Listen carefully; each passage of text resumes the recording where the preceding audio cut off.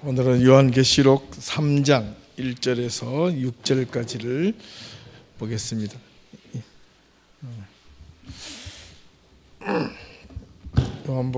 요한계시록 3장 1절에서 6절까지입니다. 401쪽 제가 한 절 읽고 여러분 한 절 읽고 마지막 절 6절까지 요한계시록 3장 1절에서 6절입니다. 사대 교회의 사자에게 편지하라.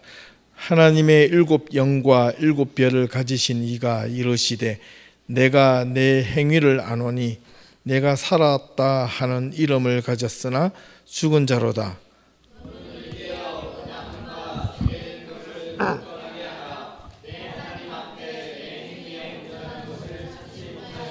그러므로 내가 어떻게 받았으며 어떻게 들었는지 생각하고 지켜 회개하라. 만일 일깨지 아니하면 내가 도둑같이 이르리니 어느 때에 내게 이르는지 내가 알지 못하리라.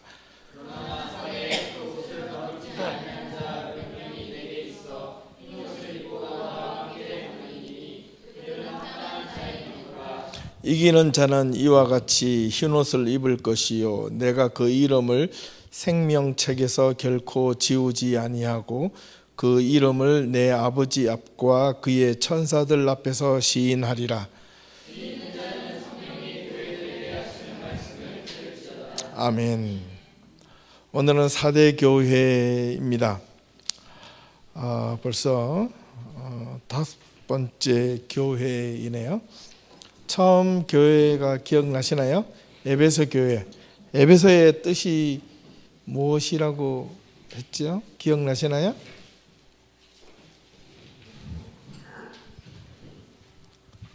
찾아보지 말고 인내. 예. 서머나 교회는요? 모략, 향유. 버가모 교회는요? 들림받다, 높게 들림. 두아디라 교회는요? 지난주에 했습니다. 예? 예? 회생. 예, 회생. 다시 소생. 어떻게 보면요, 오늘은 사대 교회가 이 두아디라의 말처럼 회생하는 교회가 되어야 되는데, 사대는 영어로 말하면 escaping one 또는 those who come out 이런 뜻입니다. 다른 그 한국말로 이렇게 번역하면 남은 것, 남은 자, 뭐 끝까지 견디는 자, 뭐 이런 뜻도 된다고 합니다.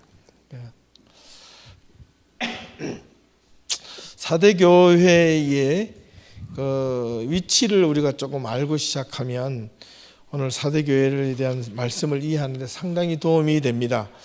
사대교회는 지도를 잠깐 한번 볼까요? 그걸 좀 주시면 내가 이거 켤 수 있겠죠? 어느 걸 하면 됩니까? 뮤트. 아니요. 이거 내리고 아닌가? 어느 걸 그럼 어떻게 해야 돼? 올리고 내리고 어떻게?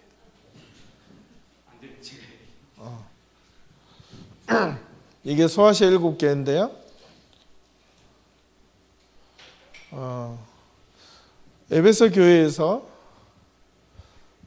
북동쪽으로 약 한 80km 정도 떨어진 이 지역입니다. 제가 말씀드렸지만 그 사도 바울이 지난 시간에 했던 것처럼 두아디라 성에서는 그 자주장사 루디아가 저기 바다 건너에 그 그리스 북동쪽 지역 마게도니아 지방에 거기서 옷감을 팔러 왔다가 예수를 바울을 통해서 예수님을 만났다고 그랬죠. 이 사대 교회는 지금 보시는 이 그 소아시아 지금 터키 지방의 동쪽 쪽입니다. 서쪽입니다. 서쪽. 완전 서쪽 지역인데 이 특별히 이 사대라는 이 지역은 다음 장을 넘겨보시면요. 지금 이 터키 지방의 한 3분의 2 정도인데 기원전 한 1200년 경에 루디아 또는 리디아 왕국이라는 것이 있었습니다. 루디아 또는 리디아 왕국의 수도가 이 사대입니다. 사대 지역입니다. 그런데 기원전 한 6세기 또는 그리고 한 3세기 또 4세기 때 큰 지진이 두 번이나 일어나서 이 사대가 완전히 폐허가 되었습니다. 그러고 나서 다시 재건을 되었던 지역이 사대인데요. 여러분들이 그 유명한 그 마이더스의 손이라고 들어보셨죠? 사람이 손을 잡는 거 찝는 마다 다 황금으로 변하는 것. 그 전설이 시작된 곳이 이 사대입니다. 사대. 왜 그러냐면 여기가 금광이 많이 났고요. 금은 세공이 가장 유명했고 유럽 최초의 금주화, 금으로 만든 동전이 처음에 만들어진 곳이 이 사대입니다. 경제로도 그렇고 수도로 그렇고 아주 어떤 나라에든지 그 수도에 있는 경제, 정치, 경제, 사회가 중심이 되죠. 아주 다른 어떻게 지금 우리가 보고 있는 서머나 두아디라스, 에베소 이런 지역만큼 이상으로 옛날 지금 때보다 훨씬 이전의 수도였기 때문에 이 지역도 아주 경제적으로 왕성하고 풍성한 지역이었습니다. 좀 다르게 말하면 신앙적으로 말하면 향락의 도시였습니다. 아주 향락이 많고 돈이 많으니까 쓸 것도 많겠죠, 그죠? 좋은 거 쓰는 것이 아니라 먹고 뭐 흥청망청 쓰는 그런 도시였습니다. 그런데 이 도시는요, 각 나라마다 자세히 보면 수도는 뭔가 특별한 의미를 갖고 있습니다. 어떤 지형적으로 아주 위치가 아주 좋은 곳이라든가 아니면 천연의 요새가 있는 곳이라든가 다른 적군들이 쳐들어왔을 때 함부로 쉽게 쳐들어올 수 없는 곳이라든가 그런 지역을 주로 수도로 요새로 삼고 있는데 바로 이 사대 지역이 그렇습니다. 다음 장을 넘겨보시면요. 지금 항공사진으로 이렇게 보시는데 밑에 아크로폴리스라는 이 지역이 산을 이렇게 뺑 둘러싸인 있습니다. 그 밑에 뒤에는 산으로 완전 높은 철옹성과 같은 산으로 둘러싸여 있고 앞에는 이렇게 들판이 되어 있는데 그 들판 앞에 옛날 그 사대의 도시 지역을 만들었답니다. 저것을 발굴한 게 1960년대 초에 제대로 발굴한 거 하버드 대학과 그 코넬 대학 고고학 탐사팀이 저기를 갔다가 저 자리를 제대로 발굴을 했답니다. 그런 기록이 있어서 제가 그 잠시 알려드리겠습니다. 저 지역은 왼쪽에 밑에를 보면 Overview of Sardis라고, Sardis가 이게 사대라는 말인데요. 그 바로 위에 보면 흰 글씨로 Temple of Artemis, Artemis라는 그 단어가 앞으로 여러분 영어로 보시면 많이 보이실 건데 이게 아데미입니다. 아데미 신전 배웠죠. 이게 석상에 보면 이게 유방이 엄청나게 많은 이게 풍류의 신, 다산의 신, 그게 아데미 신이 전이 있었고 그렇기 때문에 여기도 우상 숭배가 여전히 아주 횡행했던 지역 가운데 하나였습니다. 저 밑에 보면 티어러도 있고 스타디움도 있습니다. 저거는 로마 제국 시대 때 만드는 곳이고 그리고 중간 위쪽에 보면 김나지움 시나고게 앤 컴플렉스라고 그랬는데 김나지움은 체육관입니다. 로마 사람들이 거기서 이제 목욕탕과 그 다음에 체육관 같은 시설을 만들어놨고 시나고기는 유대인들이 옛날에서 저기에 대해서 유대인 회당들이 그 근처에 섞여 살았습니다. 그래서 컴플렉스, 뭐 복합, 뭐 종합 경기장처럼 교육과 체육의 중심지가 저기 있었습니다. 그 다음 페이지 이제 보시면 아까 난공불락의 요새라 했는데 저 아까 약간 다시 한 번 더 위로요. 아크로폴리스라는 그 밑에 보면 그 위에 저기 한 P자나 O자 정도 아크로 할 적에 O나 P 정도 되는 저런 위치에 있는 지역이 그 다음 페이지에 저는 그 난공불락의 요새를 세웠습니다. 그 뒤에서는 결코 쳐들어올 수 없을 정도로 이게 전쟁을 하면 암만 잘 주시하면 되겠죠. 예, 그런 어떤 그 아주 천연 요새 중에 한 곳이 이 사대였습니다. 그러니까 아주 외부에서 쳐들어오는 적군들에 대한 두려움은 없었던 것 같아요. 그런데 이 도시가 어떻게 망했느냐 하면 지진으로 망했습니다. 그러니까 하나님은 뭐 아무리 튼튼해야 돼요. 땅을 흔들어 버리면 그냥 게임 끝. 예. 그 다음 페이지요. 이 아데미의 그 아르테미스 신전이 터가 남아 있는데 저 뒤에 저런 깊은 요새기 때문에 절로 뭐 군사들이 끌고 오기에는 마차를 끌고 오기에는 뭐 엄두가 날 수가 없겠죠. 예. 그다음 이것도 이제 오른쪽 기둥이 있는 건 아르테미 신전인데 그 앞에 좀 밑에 둥그랗게 보이는 것이 옛날 그 4대 교회의 터라고 이야기를 합니다. 신전 옆에도 교회가 같이 붙어 있어요. 예, 신전이 무너지고 거기에 또 교회를 세우고 그런 게 또 많습니다. 여러분들 그 로마 같은 데를 구경하시면 그 로마 포럼이라고 옛날 구로마 시가를 가면 그 옛날 로마 신의 로마가 섬겼던 그 제우스 신을 비롯한 여러 로마 신화에 나오는 신전들 터가 없어지면서 기독교가 국교를 공인되고 그 신전 터를 교회로 바꾸어진 장면들이 지금도 유적이 남아 있습니다. 그런 것처럼 저렇게 되어 있는 곳입니다. 다음 이것도 아데미 신전의 터고요. 그다음 저 오른쪽에 보이는 큰 건물 같은 게 저게 김나지움 또는 그 베스하우스 목욕탕. 로마 사람들은요 그 나라를 지배하면 꼭 로마인들이 주로 즐기던 목욕 문화, 그다음에 그런 것들이 자기 즐겨했습니다. 옛날부터 이렇게 목욕탕 시설을 아주 잘 해놨습니다. 대리석으로 깔아놓고 그 밑에다가 굴을 뚫어가지고 불을 지펴가지고 뜨끈뜨끈해서 목욕탕 뜨거운 물을 이렇게 대피하는 그런 방식으로 많이 했습니다. 그래서 로마가 멸망한 것은 목욕 문화가 잘못되어서 그렇다, 뭐 그런 말도 있죠. 목욕탕에서 성문화가 아주 타락을 했기 때문에. 그리고 왼쪽에 앞에 보이는 그 하얀 기둥들이 있는 이 지역이 이제 시나고그인데요. 유대인들이 그 교육했던 기관입니다. 다음 페이지. 여기 이제 아까 그 김나지움 또는 앞에 체육관하고 이제 그 목욕탕 흔적들이고요. 그다음 여기엔 지금 유대인들이 교육기관 밑에 바닥이 모자이크 형태로 되어 있는데 저것이 그 시나고게 유대인들이 어린 자녀들을 가르치는 교육기관이었습니다. 그러니까 이 종교가 이제 뭐 그렇게 보니까 미리 종교, 뭐 우상 숭배, 뭐 그리스 로마 신전들이 섞여 있고 또 유대교도 있었고 또 기독교도 와서 있었다면 복합 다종교죠. 예, 섞여 있는 종교라고 할 수 있겠어요. 여기는 종교에 대한 핍박은 좀 적었습니다. 다른 데처럼 핍박은 적었는데 다종교가 섞여 있는 상황에서 오히려 자유가 있으면 어떻게 될까요? 자유가 있는 만큼 그만큼 또 뭔가 방종이 되겠죠. 그 다음 페이지. 저기 봉우리처럼 있는 곳이 4대 그 도시의 유명한 지도자들이 무덤이랍니다. 저 크기가 멀리서 비춰서 그런데 저 한 봉우리마다 크기가 이집트의 피라미드 크기 정도로 크답니다. 그래서 어마어마한 이 4대 지역의 뭐 왕이라든가 이런 사람들의 무덤이 저렇게 남아 있답니다. 어마어마하게 크죠. 지금 보는 것보다. 예, 그 다음 페이지. 여기 아까 교회당이고 그 다음 페이지 보면 저는 그 교회 벽면에다가 저런 이제 십자가 모양이 있는데 저기에서 이제 세례를 주던 곳이었답니다. 예. 그 다음 요거는 제2의 교회의 터랍니다. 약간 원형 터가 있죠. 위로 조금만 더 올라가 볼래요? 다시 한 번 더. 하나, 스톱. 아까 그림. 예, 요. 여러분들 그 건축 양식을 보면 로마 사람들이 꼭 집을 짓거나 기독교에서 집을 지을 때요. 이렇게 아치형으로 교회 건물들이나 지을 때 많이 짓습니다.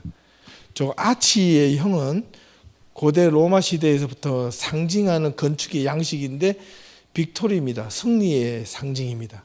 예수 교회 건물 옛날에 우리 한국 교회도 보면 시골 같은데 교회 가면 교회 본당 같은 데를 가면 이렇게 그 재단 앞에는 다 아치 형태로 되어 있어요. 시골 교회 같은 옛날 교회는 다 그렇게 만들었어요.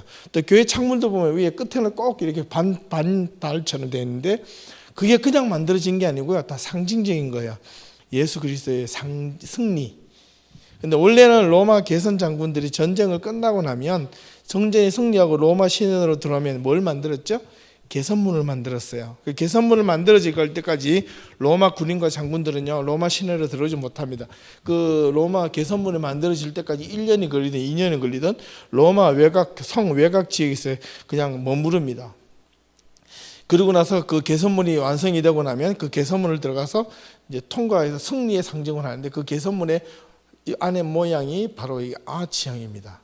그래서 예수님의 모양을 여러분들 그 로마 같은데 큰 교회 성당이나 지금도 이 주변에도 가보면 오래된 건물들 그 본당에 가보면 다 아치형으로 되어 있는 것은 그 로마 시대의 양식의 빅토리의 상징을 교회 건축에 갖고 와서 이렇게 도입을 한 겁니다.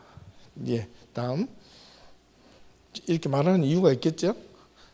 이제 요 교회도 앞에 보면 이게 앞에 제단 쪽인데 아치 형태로 위에서 보면 아치 형태로 만들어졌죠.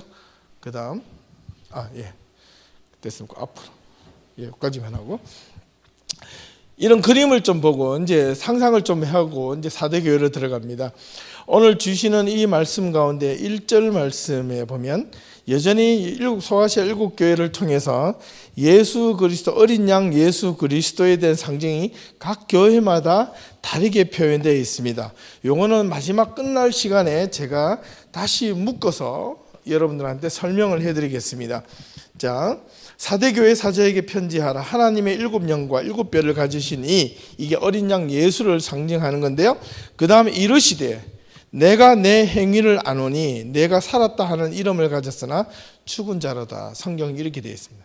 그러니까 우리가 흔히 이야기를 사대교회는 죽은 교회 이런 식으로 이해를 하죠. 예, 맞습니다. 그러나 그거를 이해하기 전에 무엇을 우리가 전제를 줘야 되냐면 사대교회는요 원래는 죽지 않았다는 겁니다. 신앙이 좋았고요. 살아있는 이름을 가지고 행위를 안다 그랬습니다. 그 믿음의 행위가 없었던 교회가 아니라 있었던 교회였습니다. 행위가 있었던 교회입니다. 그러고 보니까 이 사대교회가 소아시 7개를 지금 우리가 5번째 하고 있는데 이 사대교회처럼 행위는 있으나 뭔가 죽었거나 뭔가 책망할 것을 받은 교회가 몇 군데가 있어요. 그 첫 번째가 그 앞절에 나와 있는 우리 지난주에 했던 두아디라 교회가 그랬습니다. 내 사랑과 사업과 믿음과 섬김과 인내를 안다. 내 나중에 행위가 처음보다 많았도다. 칭찬을 해주는 것처럼 보여지는데 그러나 내가 너희에게 책망할 것이 있노니 이세벨의 음행을 하는 자여다. 우상제물을 먹었다. 그 다음에 회개하라. 이렇게 나오는 거죠. 예, 이 사대교회는 약간의 유사성을 이 두아디라 교회처럼 띠고 있습니다. 내가 행위를 알고 살아있는 이름을 가졌으나 죽은 자로다. 여기에서 보통 사대교회는 죽었다, 죽은 교회 이렇게 딱 단정을 지어버리는데 실제로는 그렇지 않습니다. 열심을 냈고요. 행위로는 누구보다도 지는 것을 싫어했고 섬김이 있었고 도움이 있었고 행위를 많이 이루었던 교회 중에 하나입니다. 왜냐하면 경제적으로 풍요로웠기 때문에 그렇습니다. 예, 삶이 이 종교적인 핍박이 다른 것보다 좀 덜 심했습니다. 이게 당대적으로 좀 편안할 수 신앙을 가질 수 있었습니다. 그런데 신앙이 편안하고 종교의 자유가 있으면 종교의 자유가 있는 만큼 내가 더 열심을 하나님을 섬기고 믿음을 신앙을 올바른 곳으로 가야 되는데 이상하게도요 사람의 마음은 풀어지면요 나태해지고 흐리멍텅해지고 뭔가 느슨해져요. 그런데 뭔가 이렇게 핍박을 받고 고난이 받고 나에게 문제가 생기고 어려움이 있고 내가 기도 제목이 생겼을 때 정신을 바짝 차리는 거예요. 지금 여러분의 상황이 정신을 믿음 안에서 정신이 바짝 차려져 있는 상태입니까? 아니면 캐세라세라 될 대로 되라. 지난주도 말씀드렸지만 돛진 개찐 또나 개나 아무거나 되거나 말거나 이렇게 살아가는 유형인지 돌아봐야 됩니다. 근데 여기서 잘 보셔야 될 게 1절과 2절 사이에 큰 난제점이 있습니다. 분명히 내가 살아있다 하는 이름을 가졌으나 죽은 자로다라고 했는데 2절에 보니까 너는 일깨어 그 남은 바 죽게 된 것을 굳건하게 하라 이렇게 되어 있습니다. 그리고 내 하나님 앞에 내 행위를 온전한 것을 찾지 못하였다 이렇게 되어 있습니다. 여러분 신앙이요 살아있다 하나님 이름을 가졌으나 죽은 자로다. 그래서 제가 책을 하나 봤는데 여러분들 도움이 되면 한번 읽어보시면 좋겠습니다. 세상과 충돌하라는 에이든 토저 목사님이 지은 책인데요. 이거 이번에 다음 주부터 할 리더들한테 이 책을 이번에 또 빡시게 읽힐 건데, 이 책을 속에 보면 그런 게 있습니다. 영적 분별력에 민감하라. 영적 분별력을 가지지 못한 자는 영적인 잠에 취해 있는 자가 아니라 영적으로 죽어 있는 자다. 죽은 자다. 이제 이렇게 설교를 막 하고 있는데요. 그래서 어떤 학생이, 목사님이 설교를 하셨는데 어떤 한 사람이 질문을 했대요. 질문해가지고, 목사님, 영적으로 잠을 자면 깨어날 수 있는데 영적으로 죽은 것은 끝이 나는 건 아닙니까? 죽은 자를 어떻게 깨울 수 있습니까? 그렇죠. 죽은 자를 깨울 수는 없겠죠. 잠에 취해 있거나 느슨해 있거나 뭔가 힘이 풀려 있거나 이런 사람들은 이렇게 세울 수 있으나 죽은 자는 깨울 수가 없습니다. 맞잖아요. 살아있다 이놈을 가졌으나 너는 죽었다. 이미 죽었다. 죽은 자를 어떻게 우리가 깨울 수 있습니까? 시체를 이렇게 흔들어 깨워봐도 깨어날 수가 없습니다. 죽은 사람을. 그죠? 사대교회는 왜 이런 이야기를 어린 양 예수께서 이 교회가 이런 말을 했을까 이 말입니다.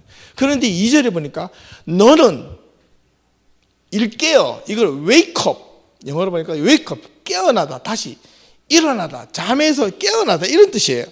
그런데 죽은 자인데 잠에서 깨어서 죽게 된 것을, 그 남은 바 죽게 된 것을 굳건하게 하라. 이 뭐 말이 이상한 앞뒤가 맞지 않는 것 같아요. 그러면서 하시는 말씀이 내 하나님 앞에 내 행위에 온전한 것을 찾지 못하였기 때문이다 이렇게 돼요. 그럼 뭔가 여기에 큰 도식이 나오는데, 하나는 죽은 자를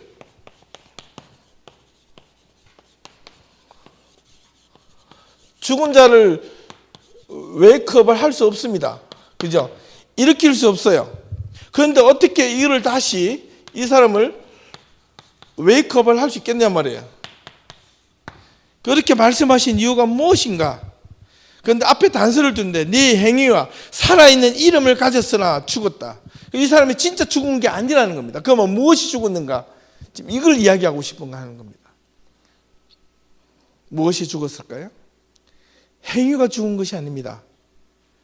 형식이 죽은 것이 아닙니다. 내가 목숨이 죽은 게 아니에요. 이 사대 교인들은 뭐가 죽었을까요? 믿음이 죽은 겁니다. 신앙이 죽은 겁니다. 좀 더 신앙적으로 말하면 영적으로 죽어버린 자들입니다. 하나님의 말씀이 죽어버린 자들. 바꿔 말하면 여러분들이 살아가면서 신앙을 가진 여러분들이 우리가 살면서 언제나 강건해질 수는 없어요. 여기서 또 하나의 희망과 절망과 희망을 느끼는데, 절망은 뭐냐니까 나는 매일매일 혼자 살아날 수 없는 이런 부족한 존재이구나, 이런 강력한 내 힘으로 할 수 없다는 이 절망감을 느껴야 되고, 또 하나는 희망을 느껴야 되는데, 여러분들이 살다 보면 언제나 건강한 신앙을 가질 수가 없어요. 때로는 영적인 잠에 취할 수도 있고, 세상의 쾌락에 잠시 빠질 수도 있고, 내가 무기력과 무능력으로 내가 넘어지고 쓰러지고 아무것도 할 수 없이 멍하게 이럴 수도 있고, 내가 신앙이 업앤다운에 있을 수도 있는데, 그러나 여기서 경고하는 메시지는 어떻게 하지 마라? 죽지 마라. 죽지 마라. 죽어서는 안 된다는 거예요. 죽어서는 안 된다는 건 뭘까요? 하나님과 여러분 사이에 믿음의 관계가 잘려지지 말고 끊어지지 말라는 거예요. 그것만 붙들고 있으면 때로는 여러분이 넘어지고 힘들고 쓰러져도 깨우면 일어난다는 거예요. 뭔가 마음속에 뭔가 꽝 부닥침이 있으면 다시 깨어난다는 거예요. 뭔가 내가 막 막 낙심되고 좌절되어 있을 때 옆에서 누가 빵 치면 그것이 시험이든 시련이든 아니면 나에게 하나님의 은혜가 오든 무엇이 오든 하나님이 우리들에게 각자의 삶 속에서 가장 좋은 방법으로 우리에게 주실 때 내가 영적인 잠에서 깨어나야 되는데 영적으로 죽어버리면 아무리 흔들어도 아무리 쳐도 아무리 때려도 그 사람은 무감각해져 버린다. 살아있으나 죽은 자가 되는 거예요. 신앙 안에서. 그죠? 여러분들은 지금 여러분 신앙이 살아있습니까? 죽어있습니까? 아니면 영적인 참에 취해 있습니까? 적어도 죽어서는 안 됩니다. 그런데 여기에 또 하나의 희망이 있어요. 내가 죽었지만은 성경에도 보면 죽은 자에 대한 어떤 이별에 대한 이야기를 예수님은 두 가지를 설명하고 있는데 하나는 죽은 자를 장사하는 사람들끼리 놔두고 나를 따라라 그랬어요. 그러고 나서 예수님한테 매달렸던 이 누굽니까? 마리아와 마르다는 자기 죽은 오라비를 향해서 예수님 앞에 주님이 함께 하셨더라면 살아났을 것을 이렇게 매달리니까 죽은 자가 어떻게 됐어요? 살아났어요. 이 4대 교회를 통해서 이 예수님이 사셨던 공생의 사역에 우리가 살아가는 교회의 모습을 한 방에 정리를 해 주시는데 그게 뭐냐니까 너희가 죽을 수도 있고 죽었다 할지라도 살아날 수도 있고 살았다 하나 이미 죽어버린 자가 될 수도 있다. 그 중심에는 누가 있느냐? 예수 그리스도가 있다. 이것을 내가 믿느냐? 지금 이걸 따지는 거거든요. 너는 일깨어서 그 남은 자를 굳건하게 하라. 그러나 원래는 그 다음에 왜냐하면 이렇게 했기 때문에 네가 온전한 무엇을 네 하나님 앞에 네 행위가 온전하지 못했다는 거예요. 온전하지 못하는 거 아니에요. 이건 퍼펙트하지 못했다는 게 아니라 홀 전심으로 진정으로 바꿔 말하면 이 4대교회 교인들은 삶 따로 믿음 따로 신앙 따로 또 자기 욕심 따로 주님 앞에 나와서 예배 드릴 때 하나님 요거 좀 해주세요. 하나님께서 주셨어요. 그러면 아멘 하고 나갈 때 룰룰랄라 이런 겁니다. 저와 여러분들의 삶이 하나님 앞에 이 4대교회처럼 그 살았던 사람들의 신앙을 우리가 어떻게 보면 오늘날 현대교회에서도 얼마나 많이 이렇게 저지르며 살아가고 있는지 몰라요. 교회에 나와서 예배 드리고 있지만 예배 드리는 가운데 전부 다 죽어버린 교인들이 얼마나 많은지 몰라요. 예. 여기에 보니까 제가 오늘 이 글을 읽으면서 참 가슴이 많이 아팠는데 이 에이든 토존 목사님이 말씀하신 것 중에 하나가 성령님은 추상적인 분이 아니시다. 성령과 동행하기를 원하시는가? 성령과 동행하는 삶을 원하는가? 그렇다면 네 마음을 어떻게 하라? 깨끗하게 하라. 이런 말이 있어요. 그런데 오늘날 교회가 지금 추구하고 요구하는 것들이 뭔가 예배의 재단이 돈의 재단이 되어버렸고 물질의 재단이 되어버렸고 탐욕의 재단이 되어버린 이 예배당이 이 인기로 만연해져 버린 이 예배당이 그런 것에 익숙해져 있고 그런 것에 따라가는 성도들 교인들이라고 해서 하나님 앞에 은혜 받고 감동이 되었다고 이야기하는 교인들 오늘 현대에 또 이거를 가지고 현대의 패러다임에 따라가는 교회 현대의 유행에 발맞추어서 신앙도 그렇게 발맞추어가는 교회 보십시오. 여러분 신앙이 어떻게 세상을 비율을 맞추면서 따라간답니까? 하나님의 비율을 맞추고 하나님의 뜻을 쫓아가고 하나님의 비전을 쫓아서 가는 것이 그리스도인의 목적이요 삶이요 그들의 삶이 되어야 되는데 그런데 어찌하여 우리는 자꾸 세상이 가지고 있는 그런 것들을 교회 안에 갖고 와서 이것이 교회가 살아나는 것처럼 교회가 풍성해지는 것처럼 생각을 한답니까? 살아있다 하는 이름을 가졌으나 죽은 자로다. 예수의 말씀이 살아있지 못하고 복음이 중심이 되지 못하고 하나님 외에 예수 그리스도 외에 먼저 앞서가는 그 모든 퍼포먼스, 행위, 수고, 인내, 사랑, 나눔조차도 그것도 다 끝이고 죽은 믿음이다. 바꾸고 말하면 네가 행위로서 네가 교회에서 섬기는가 아니면 믿음으로 섬기는가. 사도교회는요 두아디라 교회처럼 얼마나 많은 행위와 섬김이 있었는지를 몰라요. 그런데 하나님은 가차없이 이들을 향하여 이 믿음을 향하여 죽은 믿음이다. 여러분들의 믿음이, 여러분들의 섬김이, 여러분들의 교회에서 헌신하는 이 헌신이 여러분들이 정말 하나님 앞에 내가 진정한 믿음으로 말씀으로 하나님 앞에 서기 위한 믿음을 향하여 그 믿음의 은혜로 넘쳐서 그것이 흘러 넘쳐서 정말 이 교회에 봉사가 있고 섬김이 있고 나눔이 있는가 아니면 행위가 먼저고 섬김이 하다 보니까 믿음이 생겼더라 이것인가 분명히 하자는 겁니다. 예, 때로는 그럴 수 있어요. 교회에 많이 나와보고 함께 어울리다 보면 신앙을 잘 가질 수 있는데 그러나 성경은 단호합니다. 성경 말씀 자체는 너무나도 단호합니다. 분명히 해줘야 된다는 거예요.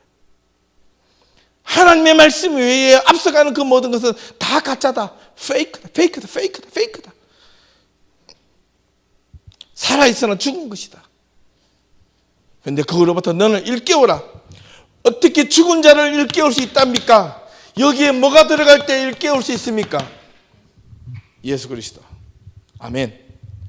그분만이 우리를 일깨우고 우리를 소생시킬 수 있어요. 이걸 가지고 소생이라 그래요. 다시 살아나는 거예요.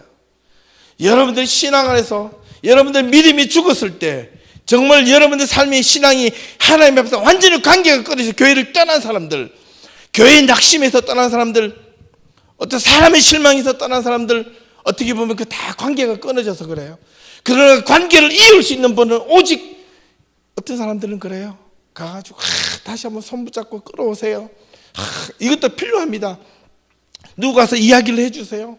그러나 그보다 더 먼저 중요한 것은 뭐냐면 하나님과의 관계가 성립이 되고 정립이 되면 그 사람은 살아납니다. 무엇이 살아나는 줄 아세요?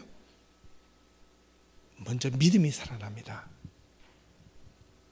그것도 올바른 믿음이 살아나요. 올바른 믿음이 살아날 때, 그 믿음이 소생이 될 때, 내가 하나님 앞에 바르게 믿어야겠던 온전한 신앙이 소생이 될 때,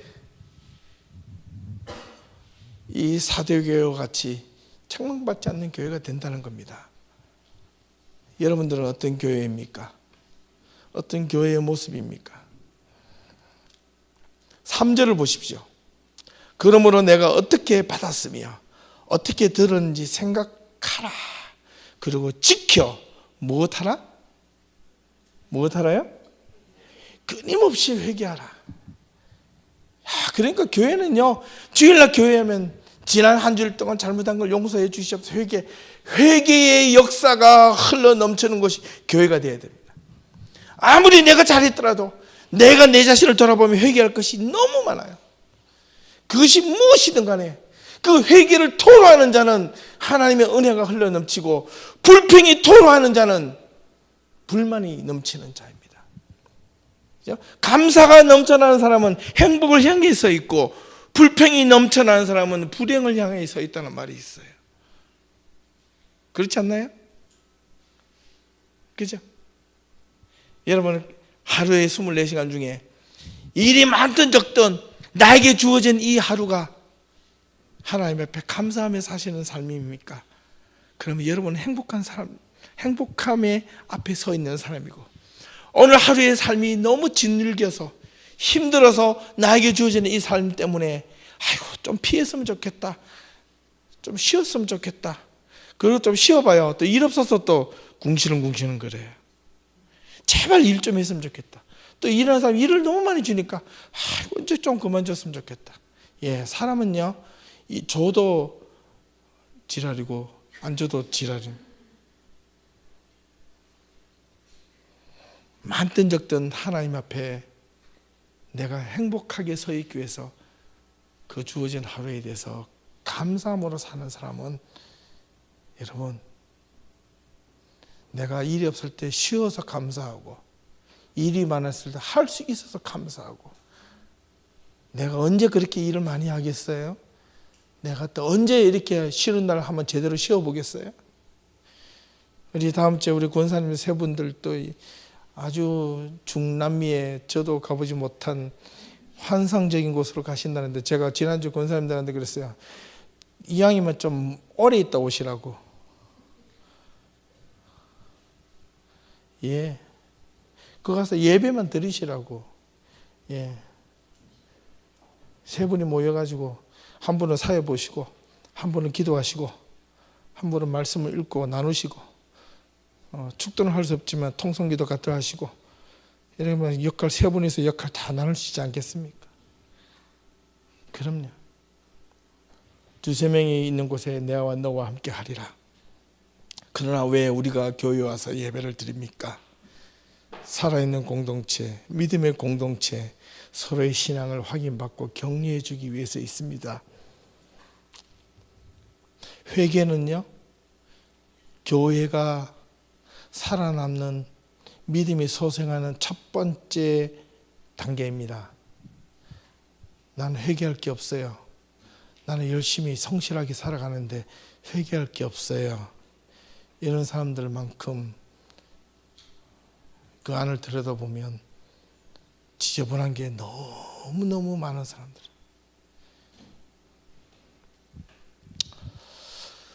3절 중반부에 회개하라. 만일 또 일 깨지 아니하면, 그러니까 이 웨이크업이라는 이 단어는요, 뭐하고 연결이 되느냐면 바로 회개하고 연결이 됩니다. 그 다음에 그렇다면 웨이크업이 깨어날 수 없는 이 죽은 자는 무엇과 반대가 되나요? 그러면 회개하지 않는 자,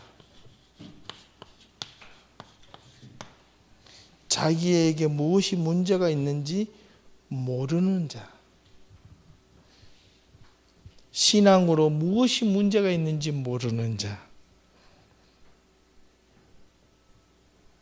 자기 신앙에 무엇이 문제가 있는지 모르는 자는 죽은 자입니다. 하나님 보시기에.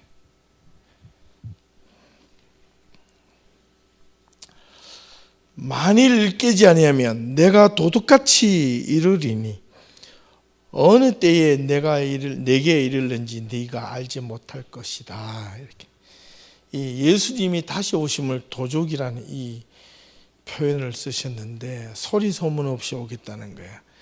도둑을 언제 올 줄 알고 우리가 자지 않고 매일 24시간 밤새도록 보초를 지킬 수가 있겠습니까? 할 수가 없잖아요. 그러면 어떻게 됩니까? 여러분, 안전하게 도둑이 못 들어오도록 잠을 자려면 잘 알잖아요. 뭘 해야 됩니까? 도둑이 못 들어오게 하려면 어떻게 해야 돼요? 문을 잠궈야죠. 잘 잠궈야 되죠. 이 말은 뭐냐면 신앙을 단단히 굳건하게 하라는 겁니다. 도둑이 들어오면서 똑똑똑 거기 계세요 이렇게 들어오는 도둑이 없습니다. 그죠? 그리고 보통 집에 사람들이 내가 집을 비울 때 또 무엇을 하죠? 불을 켜놓고 나갑니다. 있는 사람, 이 집이 있는 것처럼. 이게 우리가 도둑처럼 오신다는 그 주님은 우리가 모르는 사이에 올 때 예수님을 맞이하기 위해서, 내가 도둑이 왔지만은 내가 편안하게 자다가도 도둑이 들어오는 것을 무엇을 또 감지가 해주나요? 집안에, 좋은 집에는 와치 카메라가 있습니다. 그거 보고 움직이는 거 보고 소리가 윙윙윙윙 하면서 막 울리는 거죠. 마치 그것처럼 내가 잠을 자다가도 무언가가 왔을 때에 내가 항상 안테나를 세워서 쿨쿨 잠자다가도 내가 소리가 나면 벌떡 일어나서 깨어날 수 있는 것, 이걸 가지고 예수님께서 뭐냐니까 등불을 준비하라라는 표현으로 그 예화를 들고 있습니다. 예, 등불을 준비한 사람과 준비하지 못한, 마지막에 신랑이 오실 때 기름이 없어서 이 우왕좌왕했던 사람과 기름을 언제나 준비해서 신랑이 왔을 때 맞이한 사람과 있다, 이렇게 표현한 겁니다. 저와 여러분들이 하나님 앞에, 예수님이 우리 마음속에 어떻게 보면 성령님이 우리한테 오실 때 어떻게 하나요? 나 성령이거든? 내가 너한테 지금 갈 거거든? 그래서 여러분들요, 부흥 강사, 부흥회 같은 날 때 조심하셔야 됩니다. 어제 부흥 강사가 성령을 자기 마음대로 부려요. 어떻게 성령이, 하나님은 자유로우신 분이신데 왜 부흥 강사가 와가지고 오늘 성령께서 내가 으쌰 성령 받아라 이따오 소리를 할 수 있겠습니까? 저는 그 이따오예요. 성령이 그 서 있는 사람을 들어서 쓰시는 거지 왜 그 사람이 성령을 가라 마라 말할 수가 있겠습니까? 그건 정말로 위험한 겁니다. 아시겠어요? 성령은 누구이든지 올 수 있고 내가 성령이거든 너희한테 갈 거거든 이렇게 오지 않는다는 겁니다. 그래서 요한복음에 보면 바람이 어디로 왔다가 어디로 가는지 알 못하니 성령으로 난 사람 다 일하는 사람이다 이렇게 표현을 하고 있잖아요. 예, 완지도 몰라요. 근데 마음에 뭔가 이렇게 울림이 있고 깨우침이 있고 깨달음이 있고 마음속에 작은 한 거 하나라도 내가 바꿔야 되겠다 생각나는 것, 그것도 성령께서 주신 거라고 생각하면 그것을 금할 길이 없다. 하나님께서 주시는 것. 그럼요. 그죠? 맞죠? 예. 하나님이 우리에게 주시는 것은요, 분명합니다. 4절을 보십시오. 그러나 사대에 그 옷을 더럽히지 아니한 자 몇 명이 내게 있어 흰옷을 입고 나와 함께 다니리니 그들은 합당한 자인 영혼이라. 여기 놀라운 표현을 했는데 죽어있는 교회 가운데 회개하지 않는 성도들, 쉽게 말하면 세상과 이게 향락이 넘치는 교회, 세상의 것과 하나님의 것을 섞어서 자기 마음대로 판단해서 믿음이 죽어버리는 그 교회에서도 믿음을 지킨 성도들이 있다. 무엇을 더럽히지 아니했다? 그 옷을 더럽히지 아니한 자. 그 옷이 뭐냐? 흰 옷인데 흰 옷에 대한 상징은 무엇인가요? 예? 주로 예, 흰 옷. 이거는요 순결입니다. 순결, 정화, 순수함, 그죠? 순백함. 마태복음 5장 8절을 보면 마음이 청결한 자는 복이 있느니 저희가 무엇을 볼 것이며 하나님을 볼 것이며 하나님을 볼 수 있다 그랬습니다. 예, 사대교회는 하나님을 보지 않고 무엇을 보고 있나요? 향락을 보고 있고 물질을 보고 있고 돈을 보고 있고 쾌락을 보고 있는 겁니다.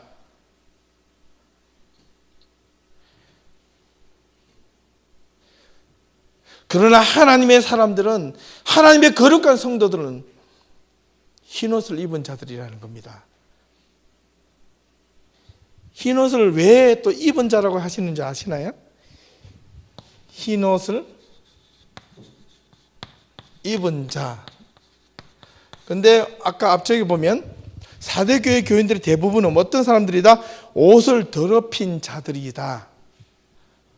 흰옷을 입었는데요, 사대교인들도 예수 그리스도로 말미암아 원래는 처음부터 전부 다 흰옷을 입었는데 그 흰옷을 더럽혔다는 뜻입니다. 그런데 그 옷을 더럽히지 않는 자, 흰옷을 깨끗하게 입고 있는 자라는 말은 예수 그리스도의 말씀을 지키고 있는 자, 말씀을 따르는 자, 세상과 믿음과 신앙을 구분하고 세상이 따라가는 그 속된 것을 단호하게 잘라버리고 내 믿음을 지켜 있는 자, 더럽히지 아니한 자, 그런 겁니다. 예. 오늘날 교회 안에서 신앙이라는 이름으로 얼마나 많은 하나님의 성도들이 그들이 입고 있는 믿음의 옷을 더럽히고 있는 줄 몰라요. 분명히 해야 됩니다. 올바르게 이 신앙의 믿음을 더럽히면 내가 요걸 얻어먹는 것이 아니라 옷을 입혀주신 예수 그리스도가 요걸 얻어먹고 교회가 요걸 얻어먹고 하나님이 요걸 얻어먹고 있다는 사실을 우리는 알아야 합니다. 흰옷을 입어야 됩니다. 우리는 흰옷을 입는다는 이 뜻은 뭐냐면 나는 죄인인데 하나님이 나는 더럽고 추하고 꾸중물이고 까만 몸에 온통 더럽고 추한 더러운 몸으로 가득 차 있는 이 몸을 하나님이 흰옷을 입혀주시면서 그것을 덮어주시는 겁니다. 커버해 주시는 거예요. 예수를 온전하게 믿는 자들은 내가 온전하고 내가 깨끗해진 것이 아니라 예수 그리스도의 보혈의 피로 나의 몸에 내 생각에 내 믿음에 내 마음에 흰옷을 입혀주셔서 나를 깨끗하게 만들어 주시는 거예요. 그런데 내가 이 흰옷이 어떤 사람들은 비 오는 날 보면 흰옷을 잘 입고 나가더라고요. 그런데 흰옷을 왜 입고 나가는지 모르겠어요. 비 오는데 비가 오면 튀잖아요. 그래서 막 안 튀려고 막 뒤꿈치 들고 막 이러는데 흰옷을 입은 자는 뭐냐면 자기 속에 더러운 것이 있는지 없는지 감춰졌기 때문에 몰라요. 그런데 이 흰옷이 너무 불편하다 그래서 벗어버리는 자들도 있습니다. 그러면 자기 마음대로 뒹굴 수가 있잖아요. 바꿔 말하면 이 흰옷이라는 것은 하나님을 향한 순결함, 믿음, 정직함, 진실됨, 하나님을 향한 온전한 믿음, 이 믿음이 이 세상 살아가는데 내가 때로는 거추장스럽고 불편하고 내가 좀 부담이 될 때 가끔씩 벗어버리고 싶을 때 있죠. 벗어버리는 순간 더러워지는 거예요. 아니, 어떤 사람들은 그 흰옷을 입고 있다가 구중물로 뛰어드는 사람들이 있습니다. 예, 다시 빨면 되지. 근데 흰옷은요, 구중물이 들어갔다 오면 아무리 표백질을 해도 잘 안 빨려져요. 안 빠지는 것도 있어요. 분명히 해줘야 됩니다. 신앙 안에서 분명히 해줘야 됩니다. 저와 여러분들이 하나님 앞에서 이 사대 교회를 향해서 외쳤던 이 말씀이 오늘 우리에게 주시는 말씀 가운데 얼마나 정말 경고의 메시지가 많이 있는지를 몰라요. 합당한 영혼이라 더럽히지 아니한 몇 명 있어 그들이 흰옷을 입고 나와 함께 다닐 것인데 그들은 합당한 영혼이라 그들은 그 흰옷을 입을 만한 자격이 있거나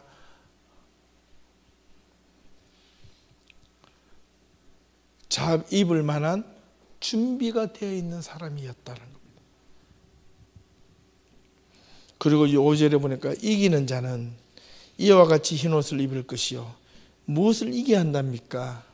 여러분, 우리가 세상에 살면서 우리가 성도로서 그리스도인이어서 흰옷을 입은 자라서 무엇을 이겨야 됩니까?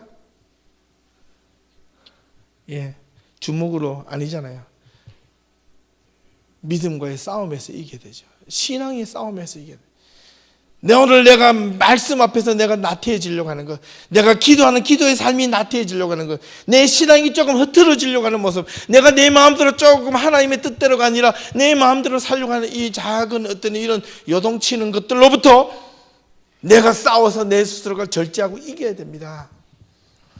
반드시 이기는 자에게만 주어지는 생명의 책에 기록되어지는 영광과 놀라운 특권을 얻게 될 것이라는 겁니다.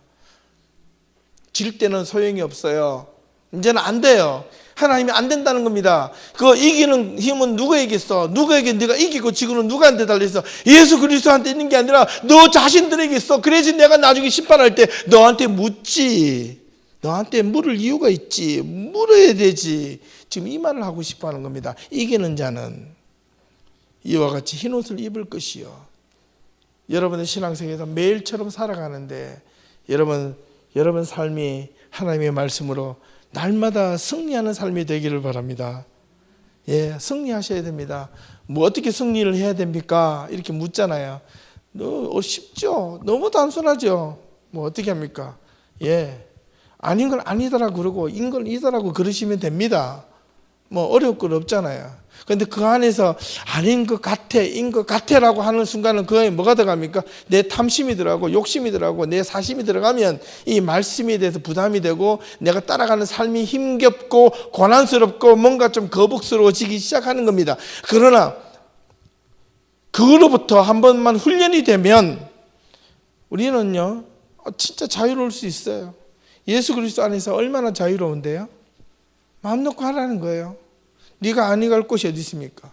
성경에는 수많은 곳에 표현을 하고 있는데 아구골짝, 사망이 엄청난 골짜기를 다닐지라도 해를 두려워하지 않을 것은 주께서 나와 함께 하심이라. 시편 23편을 그렇게 읽어놓고 나가면서 돌에 탁 채가지고 아이쿠 하면서 아씨 오늘 재수없어 이렇게 말하면 안 된다는 거예요.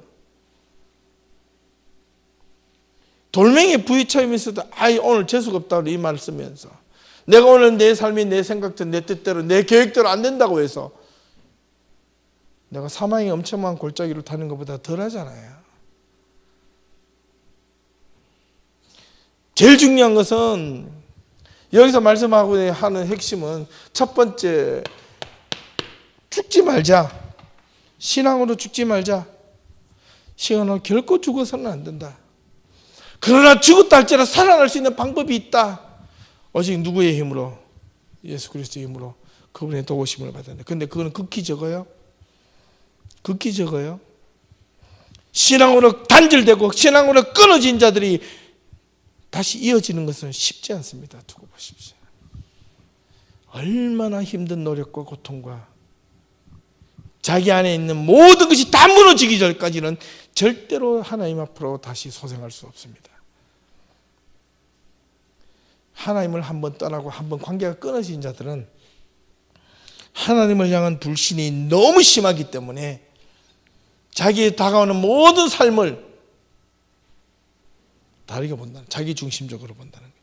근데 그 사람은 진짜 그 사람이 죽음에 이르기까지도 후에 회개하지 않는 사람들이 있습니다. 예, 교회 안에서도 그런 사람들이 많이 있습니다. 우리는 우리 자신들이 신앙을 의미 있게 정말 돌아봐야 됩니다. 내가 깨어날 수 있는 방법은 영적인 소생입니다. 이 말은 영적 분별력을 분명하게 가지라는 겁니다. 무엇으로? 한 가지만 분명하자는 겁니다. 그러면 이 사대교회가 이 서머나 교회처럼 다음 주에 할 이 빌라델피아 교회처럼 뭔가 인내로 참고 견디고 순교까지 할 수 있는 그런 힘을 어떻게 가지는 것이 좋은가? 분명하죠. 사도교회가 하나님 앞에 칭찬받았던 이유는 딱 한 가지였죠. 뭘 포기했습니까? 믿음을 포기했습니까? 자기의 삶에 살아가는 여유를 포기했습니까? 그죠? 우리는 그만한 결단이 있어야 됩니다.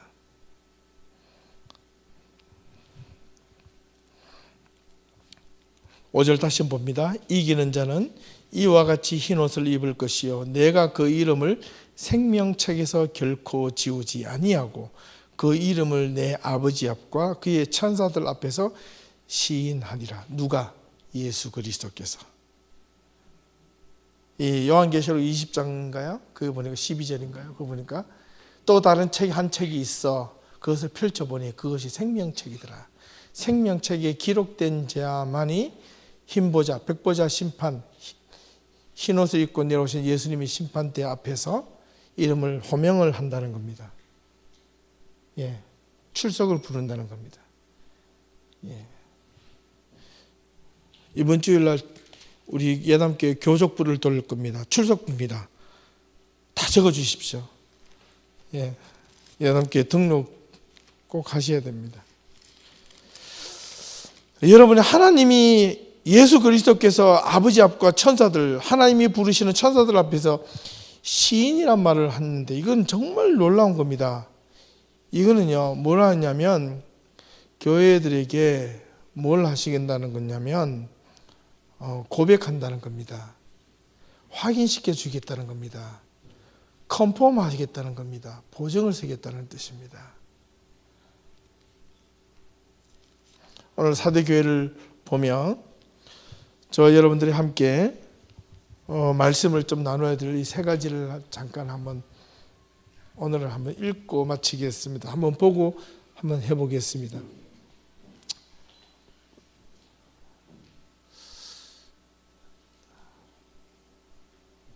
사대교회가 이름은 남은 물건, 남은 자란, escaping one이라는 그런 뜻이 있다고 했습니다. 네. 여기에 왜 그 말을 뜻이 있는가 생각해 보니까 바로 이 4절에 있었어요. 사대에 더럽히지 아니하는 자 몇 명이 있다 그랬습니다. 여러분, 아무리 시대가 힘들고 어려워도, 아무리 교회가 힘들어도 교회에 헌신하고 정말로 하나님 앞에 몸부림쳐서 섬기는 자들이 있습니다. 교회는 그러한 자들이 교회를 세워간다는 것을 잊지 마셔야 됩니다. 그런 사람들이 몇 명이 아니라 전부가 되면 그 교회는 정말 하나님이 기뻐하시는 교회가 될 수 있겠죠. 제가 문제를 한번 만들어봤습니다. 사대교회의 특징은 무엇인가요? 사대교회의 특징은 예수님께 칭찬받은 구석이 하나도 없었습니다.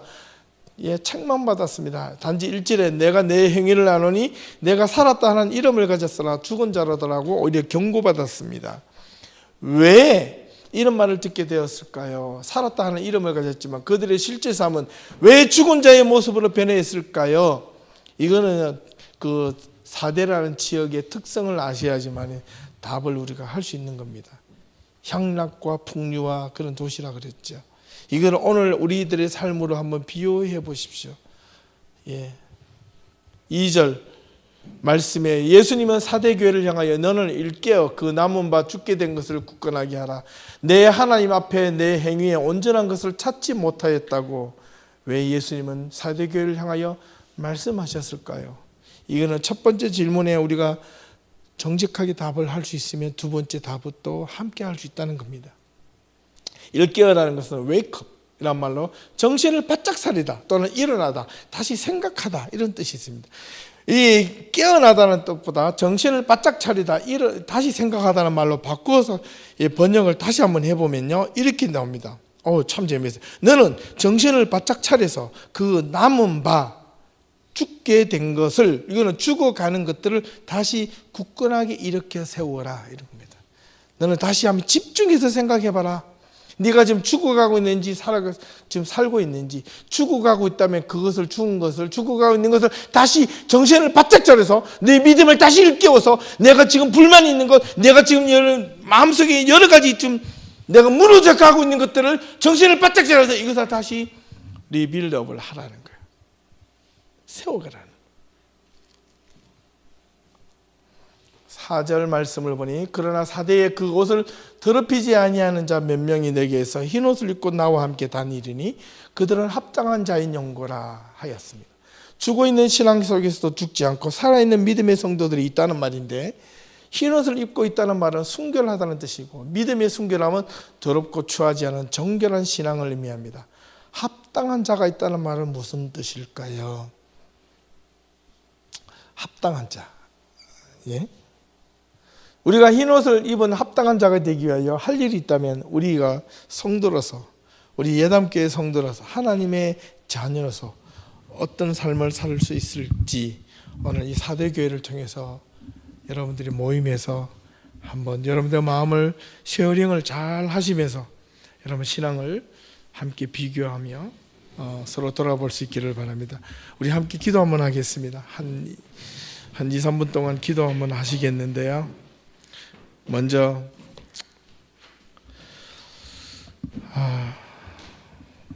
하나님 앞에 우리의 허물들을 우리가 좀 회개하십시다. 우리는 언제나 하나님 앞에 기도하면서 우리의 손이, 우리의 발이 정말 이 마이다스의 손, 황금의 손처럼 주님의 이름으로 뭔가 이적이 일어나고 기적이 일어나고 뭔가 변화가 일어나는 것에만 정말 하나님의 능력이고 뜻인 줄로 하는데, 이 사대교회를 보면 풍요로움이 있었고 많은 것을 누렸고 많은 것이 이렇게 세웠지만은 도리어 그것이 하나님을 올바르게 믿는데 방해가 되고 장애가 되고 걸림돌이 되었습니다. 오늘 하루 내게 주어진 이 삶이 힘든 삶이든 무기력한 삶이든 오늘 하루의 삶이 나에게 주신 삶으로 하나님께서 감사함으로 기쁨으로 하루를 맞이하고 하루를 살면 그 어느 것 하나라도 버릴 것이 없을 줄로 압니다. 문제는 뭐냐면 내가 하나님 앞에 올바르게 서 있는가 서 있지 않는가, 믿음이 살아 있는가 죽어 있는가, 이겁니다. 우리의 믿음이 살기 위해서, 우리의 신앙이 올바르게 살기 위해서 하나님 앞에 어떻게 서야 될지 우리 자신 하나님 앞에 진실하게 이 시간 잠시 사대교회처럼, 이 대부분의 사대교인들이 다 믿음의 옷을 하나님이 예비하시고 우리들에게 순결하고 우리의 죄를 속죄하신 흰옷을 입혀주셨지만 우리는 여전히 또 한 번 우리가 세상의 구렁텅이에서 그 옷을 더럽히고 또 추하게 찢고 망가뜨리고 살아가고 있지만, 주님은 언제나 다시 한 번 더 주님 앞으로 돌아오는 자, 회개하는 자에게 또 한 번의 흰옷을 입혀주시고 또 한 번 용서해 주시고 또 한 번 우리를 어루만져 주시고 또 한 번 우리를 치유해 주시고 또 한 번 우리를 격려하고 안아주시고 우리를 품어주시는 하나님, 그분 앞으로 나아오는데 주저하지 않도록 우리의 마음을 이 시간 잠시 하나님 앞에 간구하는 시간을 갖겠습니다. 기도하겠습니다.